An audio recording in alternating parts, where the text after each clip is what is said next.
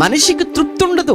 ఎందుకు తృప్తి కలిగి జీవించటం అంత కష్టమా అంటే చాలా కష్టం అండి నిజంగా. ఎప్పుడు తెలుసా, ఎదుటి వారితో మనం కంపేర్ చేసుకున్నప్పుడు, ఎదుటి వారితో మనం పోల్చుకున్నప్పుడు మనకు తృప్తి ఉండదండి.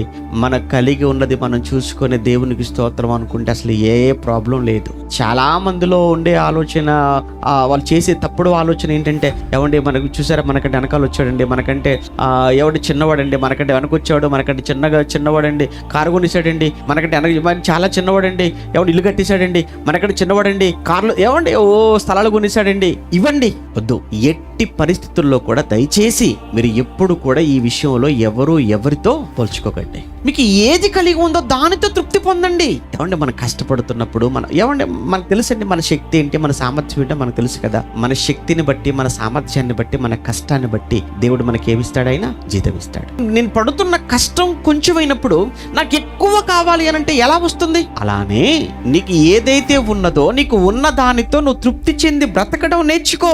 లేదు అని అనుకుంటే ఏమైపోతావు అంటే చాలా సమస్యల్లోనికి వెళ్ళిపోతావు.